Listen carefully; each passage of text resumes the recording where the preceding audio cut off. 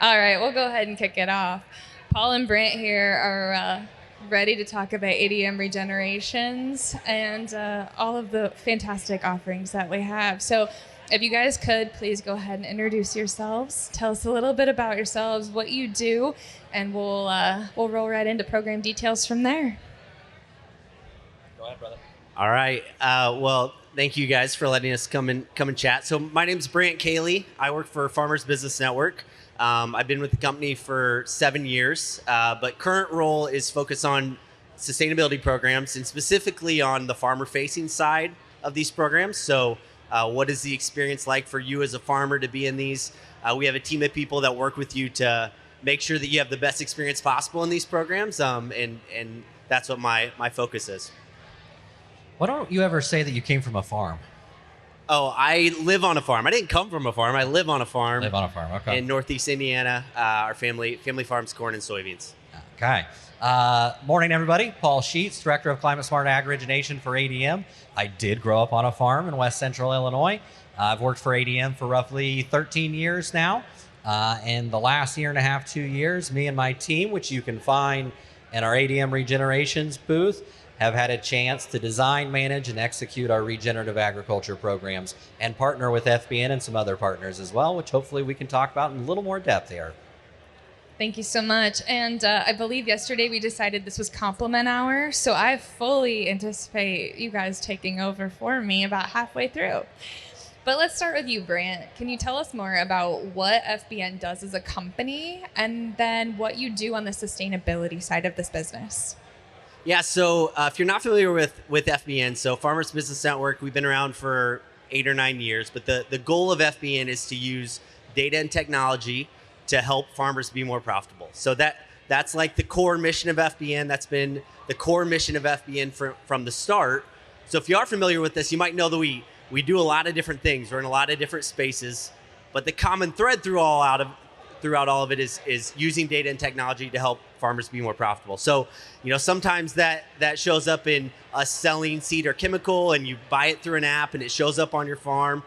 Sometimes it shows up in grain marketing services. So one of the key parts of our partnership with ADM is through the FBN app, you can see all the bids from the local ADM facilities. You can see all of your scale tickets. You can see all your contracts.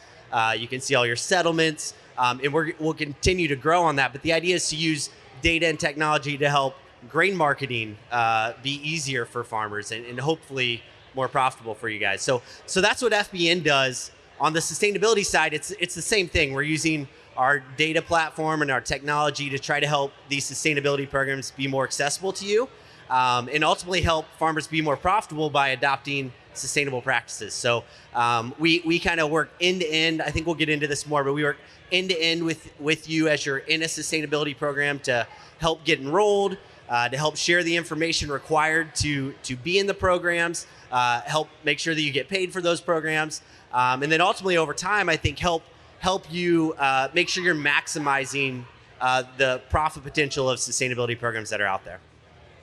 Great job. Thanks, Brant. Paul, could we go through the journey of getting here in terms of ADM regenerations?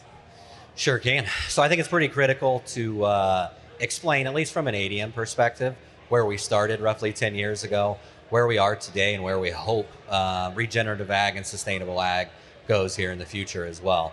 So our journey started, like I said, roughly 10 years ago, just engaging farmers in a different way.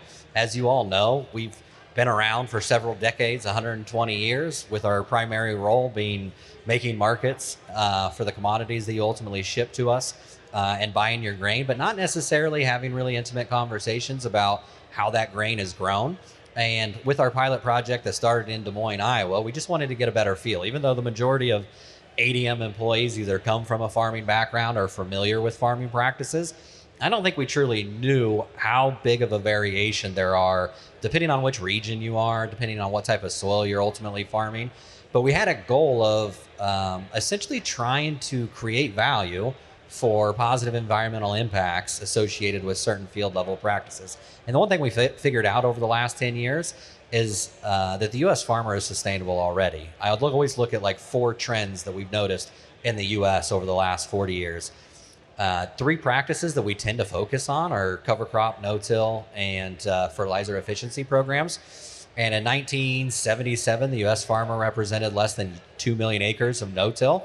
If you fast forward to 2017, NASS reported that the U.S. farmer represented 102 million acres of no-till, expanding 100 million acres in essentially 40 years. Cover crop adoption prior to 2000, very small cover crop adopted, less than 1 million acres.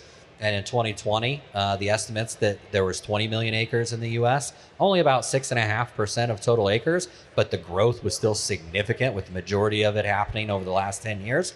Then fertilizer efficiency. In 1982, the U.S. farmer used 24 million metric tons of fertilizer. And in 2015, EPA reported that the U.S. farmer used 23 million metric tons of fertilizer.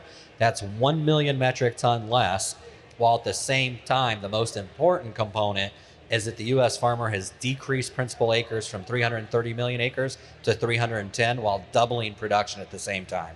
So it was not our goal by any means to dictate practices, because farmers have been experts in it on their own for the last 40 years. I wish we would have started our program 40 years ago, because we would have tried to take credit for a lot of those positive impacts.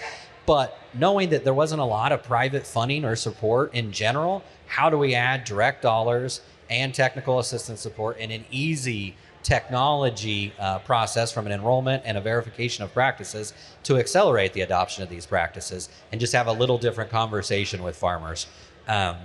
So last year we had a chance to scale up our efforts. We went from really small pilot projects in a lot of different regions to enrolling over 1,900 farmers, or 1.2 million acres. This year we have a goal of 2 million acres. It should represent roughly 3,500 farmers, of which we have direct incentives in the form of practice payments, outcomes payments, around 60 different locations in ADM. And what was really critical in our success last year and in our success this year as well is when it comes to the regen ag space, or the sustainability space, we're in our infancy. I'd like to think that it looks like what the grain business looked like 110 years ago.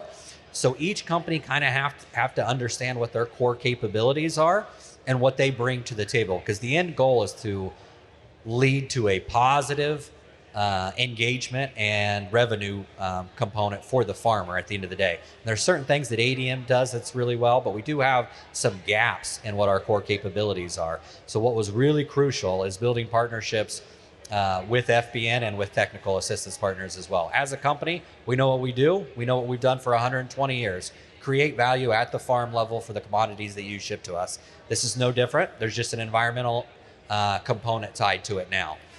Where we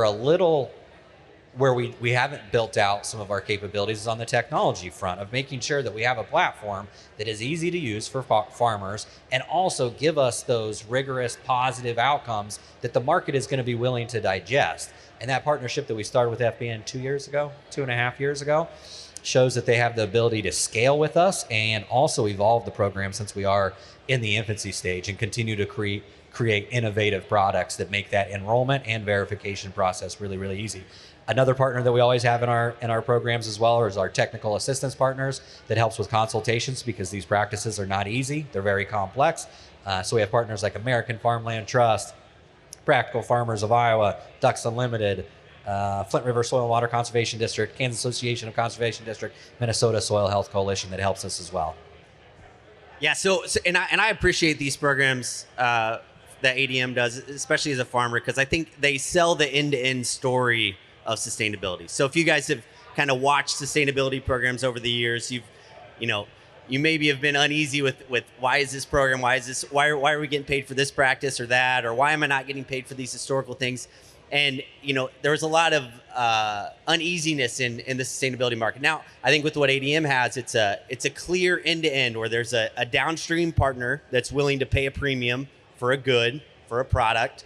And ADM's goal is to get that customer what they want, right? Get PepsiCo or get whoever the downstream partner is, this sustainable product that they want, and then take some of that funding and get it on to farmers for doing the practices that they do. So it's an end-to-end solution. I think it has long-term longevity, right? I don't think people are going to stop wanting more sustainably produced goods. And this gives farmers a way to capture some of that extra value that they're bringing to the table. And just from an ADM side, just to build on what Brant said, and I'm going to ask you what your opinion, looking from an FBN side as well, of like just how this market has changed over the last 12 to 24 months. Because if farmers ask us, like, how do you see the funding opportunities change maybe in the next 2 or 3 years? I think the only thing that I can pull from an ADM perspective is what's happened over the last 12 to 18 months. I've had a chance to be indirectly in this space for the better part of the last 5 years, talking to some of our downstream customers in the food space, fuel space, feed space, industrial space.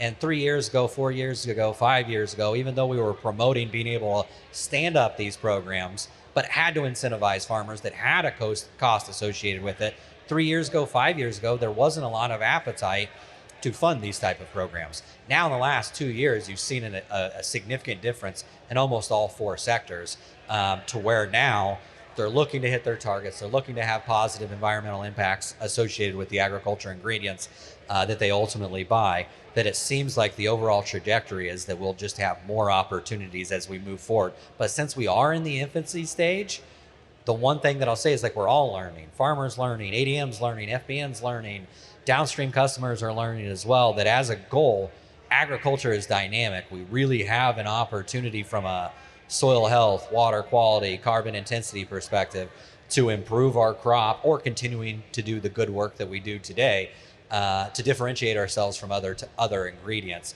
But we have to kind of work together as a partnership and make sure that we're being transparent about all the opportunities. And from an ADM perspective, it does feel like the amount of opportunities that we see 2 years from now will only increase versus what we have today. But Brant, I'm curious from an FBN perspective if you're seeing something similar as well. Yeah, I mean, I think we're finally starting to see like clear paths to market to take the consumer demand for more sustainable goods and get them to the farmer and incentivize farmers to do those practices. So I think for a long time there was uneasiness or unsure of how to make those pipelines. And I think now we're starting to see them through programs like what we're doing here, right? So on the fuel side, I think fuel side is what's probably taking off the most right now, is my perspective, where there's demand for this ISCC certified biofuels. And what that is, if you get this ISCC certificate on an ethanol or a renewable diesel, biodiesel, that gets a premium on the market, right? Somebody will pay more for this certificate if it's ISCC certified. And because there's more funding there, we can now go and incentivize farmers to do those practices. And I think the fuel side is just starting. Like, I think if you look at what's happening even here in the United States with some of the regulations that are being passed, I think there's a ton of potential on the fuel side for significant premiums in the next couple years for lower carbon intensity fuels. That's the goal, is to lower the carbon intensity score of our fuels, because there's a market that's willing to pay additional money for that fuel. Yeah, and where there's a lot of noise in this space, or some of the rules and requirements that are associated with different programs, you'll see a pretty big variation between like our program and somebody else that might be in this space. And the one thing I'm pretty proud of, at least from an ADM perspective, is that we took a common sense approach of how to engage farmers. Historically, specifically in carbon credit type of markets, the agreements that were required of farmers were 5 to 10 years to sometimes more than that. Well, you're never going to get to the scale that you ultimately want to with 5 to 10 year type of agreements, especially in a space that's changing as much as it is. So the one thing that we do is offer annual agreements, knowing that a lot of things change in the last 24 months. I'd like to think that one of those reasons is our program was built by like grain buyers, and that tends to be how we buy grain as well. But that was one of the rules. Additionality is another component that in most carbon programs, you have to do the practice for the first time. Whether it's the fuel programs that Brant was referencing on export biofuels, on ethanol or biodiesel, or potentially domestic markets here in the U.S., the additionality component isn't necessarily a requirement. So we like to design our programs of understanding to have a little nuance with this conversation. If only 6.5% of farmers are planting cover crops in the U.S., how are you going to get to 12 to 20%? Well, it's not by de-incentivizing the early adopters of cover crops. So let's make sure that we have premiums associated with those practices. If we have farmers that have really robust fertilizer efficiency programs, let's make sure that we're rewarding them through our emission scoring payments on bushels that are delivered as well.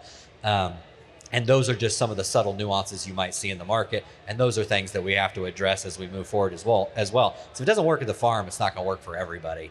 But knowing that there's an opportunity for more incentives and more funding, I do think that there is going to be a component that is going to ask for more rigor, whether that's an information we have to gather, verifying some of the attestations.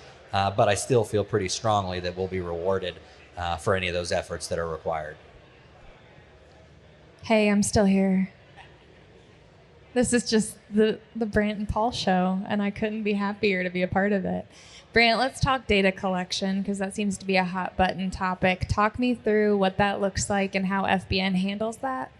Yeah, so the data collection process, that's our one of our key roles in these programs. That's what my team manages. So if you enroll in a sustainability program, right after the enrollment occurs, right after you agree to the terms, somebody from my team is going to reach out and try to start the process of gathering what we need to make sure that you get paid for this program. That's our goal, is to make sure that we collect and that you share the information required to get the premium that you signed up for. That's what our team does. So typically this is happening over the phone. Our team is going to call you and guide you through those steps. But the steps for almost all the programs are three things. One, maps. So we need field boundaries for a handful of reasons, but we need field boundaries to know that the cover crop was actually planted. We can do some verification, but getting field boundaries is one requirement for every program that we're in. And then we need farm practice information. So what cover crop did you plant? What were your tillage practices? Some programs ask for crop nutrition programs and crop protection plans. We collect all that over the phone. It's about a 20-minute survey. I always tell people it depends on how chatty you want to be, right? If you want to get it done in 20 minutes, we'll get it done in 20 minutes. But typically, guys want to talk, so it's a 30 to 40-minute phone call, something like that. And then the last piece is yield, because that's what goes into this scoring. So those are the steps that we guide people through.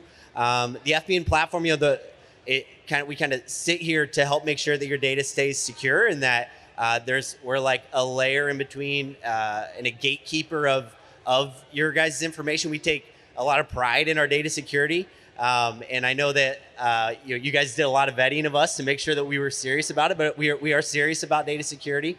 I also told the group yesterday, but if anybody tells you that they have really good data security, don't just take their word for it. Like, go do your own research. And there is this Ag Data Transparency Report. It's a law firm that's out there that goes and reads everybody's terms of service and makes sure that the company's data privacy programs are good for the farmer, and we've got their stamp of approval. So we take data security very seriously.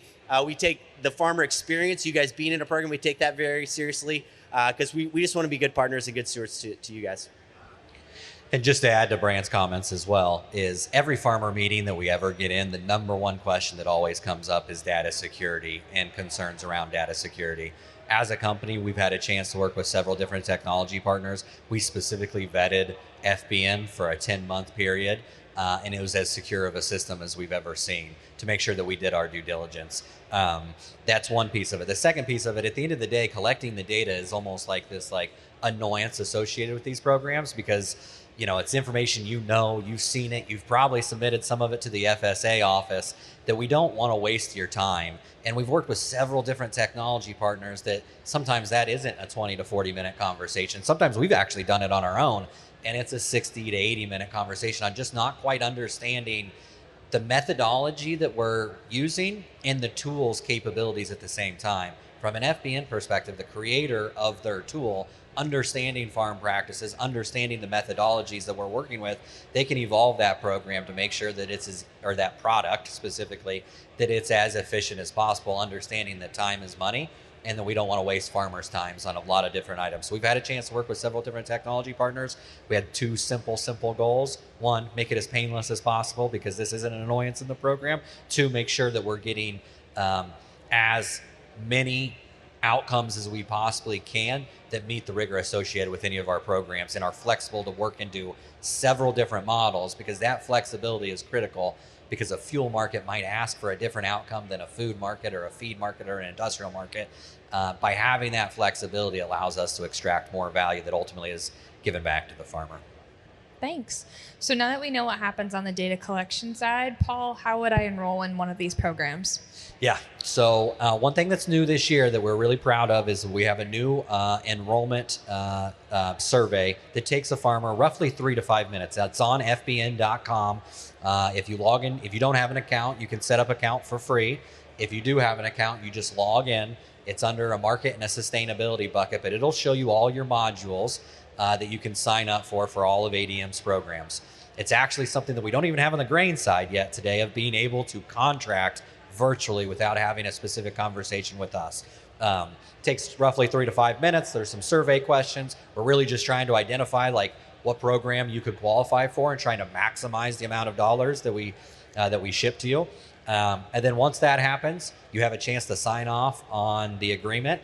The agreement comes to us, so that will start the engagement process with the FBN folks of collecting the field level data, the crop input data, the yield information, and then ultimately we're going to be verifying that throughout the whole year. And then payments will be made. There's 2 different payments depending on which program you have. The first payment for all of them is going to be May 31st of 2024. If you're in the emission scoring program, there'll be another payment at the end of August in the year as well. Thanks so much. Are there any questions?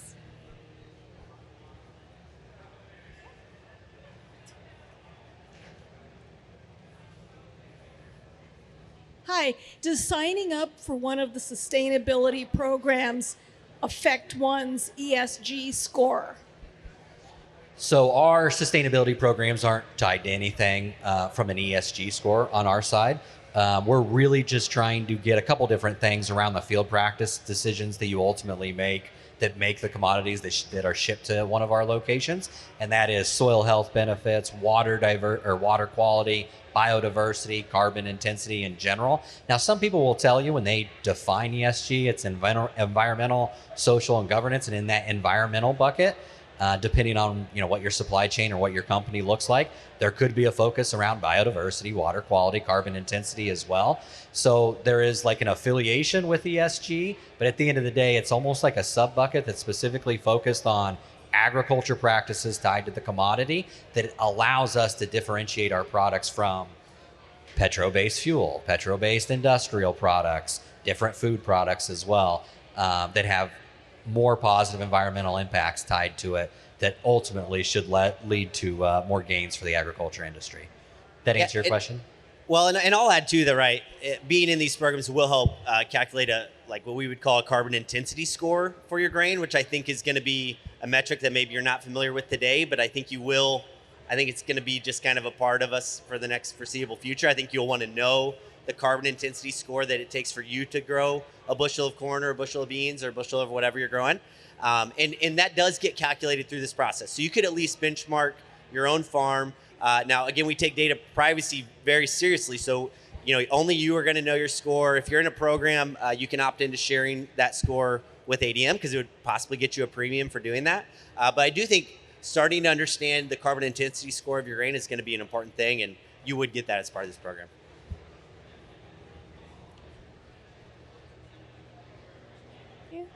Oh, there we go. Are there any other questions?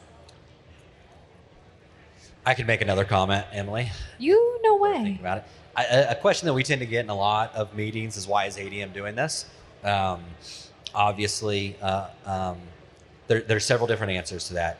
The first answer is ultimately the land that you guys farm, we are dependent, our whole business is dependent on it. So anytime we can incentivize practices or outcomes that lead to a more resilient crop, it's good business for us. The second answer is ultimately we're trying to do what we've did for the last 120 years, create more value for the whole supply chain, for the farm level, for the grain handler, for the store, for the processor, for downstream customers as well. Excuse me. And hopefully long term, these environmental impacts tied to agriculture has a sustainable component to it that increases value across the whole supply chain for a long period of time. We're in early days today. Today, the majority of it is a cost position. There isn't a ton of value add, but there's investments that need to be made from an ADM, from an FBN, from different supply chain partners to ultimately get to a product that has more value in future years, in 4 or 5 years. So like the 2 reasons why we're doing it: 1, it's the right thing to do and it's good business. 2, trying to increase value, essentially unlocked value throughout the agriculture supply chain as well. Thank you, Paul. If you have any questions, both of these guys will be hanging out for a while, so I recommend finding them, chatting with them. We also have our entire Regenerations team here in the booth, and they would love to talk to you more about these opportunities. Paul, would you like to have a final comment? Absolutely. My team is over here in the ADM Regenerations booth if you want to enroll. FBN is down 3 or 4 booths down there. Yeah, like 4 lanes that way, 4 aisles that way. Yep. You'll see us. You can't miss us. Yeah. If you want to enroll, or if you're just generally interested, sometimes this takes a couple conversations as well. So if you just want to get some reading material, we have it over there, and then we can get your contact information. We can follow up with you as well. Okay. Thanks, Thank Emily. you guys so much. Thanks, everybody.